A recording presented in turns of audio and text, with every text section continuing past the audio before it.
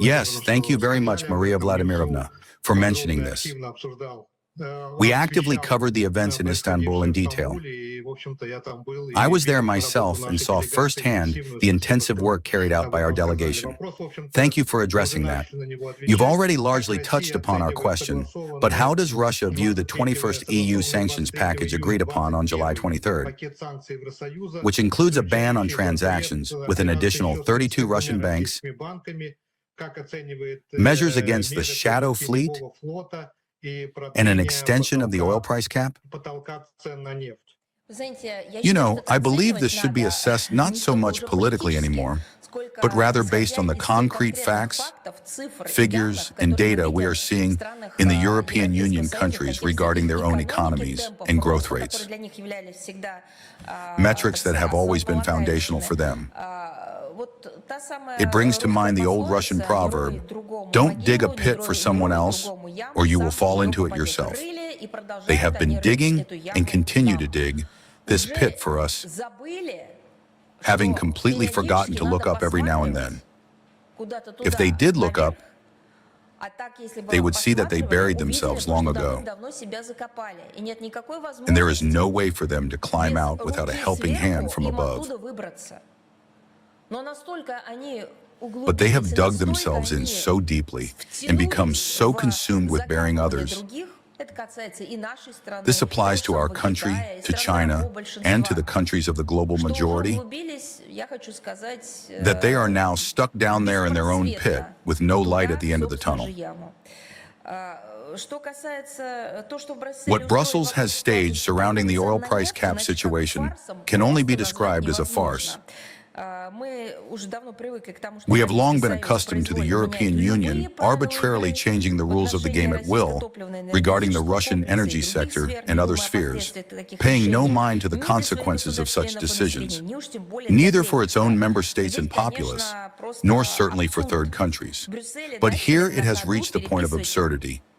Brussels has begun rewriting things on the fly. You know what? They've even begun rewriting their own anti-Russian sanctions. They agreed on a freeze of the current price cap level for a year ahead because otherwise market conditions would have led to its automatic upward adjustment. This, of course, speaks volumes about the capacity of EU bureaucrats for long-term planning, as well as the effectiveness of Brussels' sanctions mechanisms.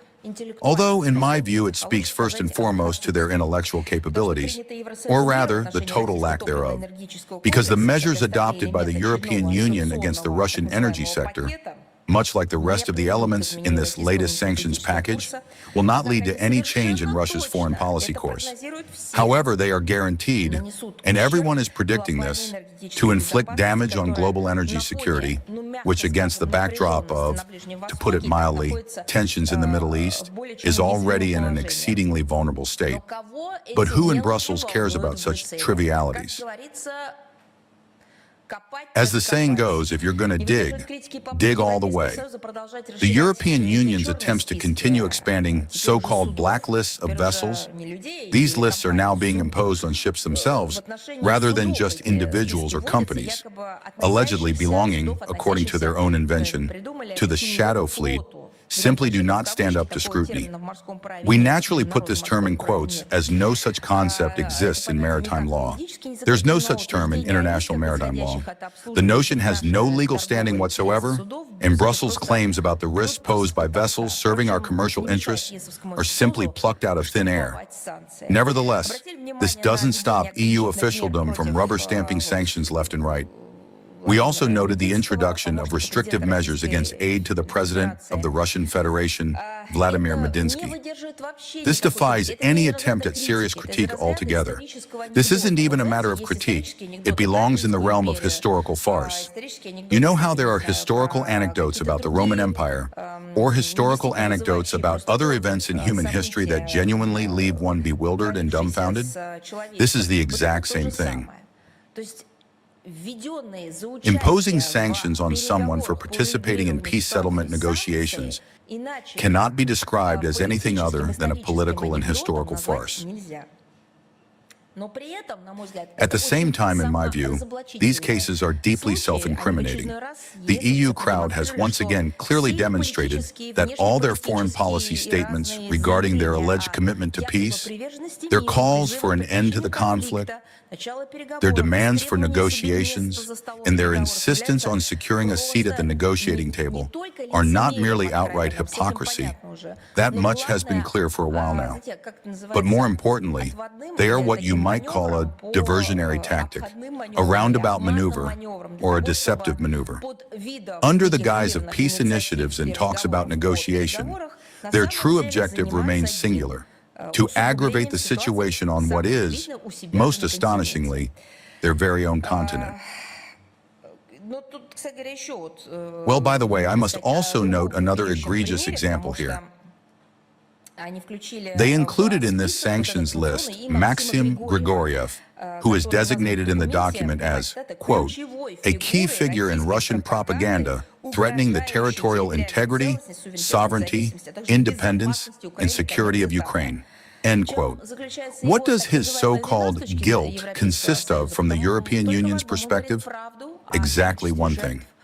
He speaks the truth about the number of victims, about the methods used by the Kiev regime to eliminate civilians, and about the terrorist attacks carried out against civilian infrastructure.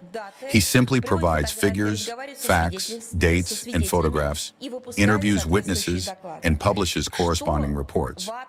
What they even mean by the word democracy at this point is completely incomprehensible. We have always provided, and will continue to provide, support to public movements and civic representatives who do not turn a blind eye to human suffering. And I am referring here to civilian victims and to those who actively engage in this work, as was the case with the Trade Union's House in Odessa.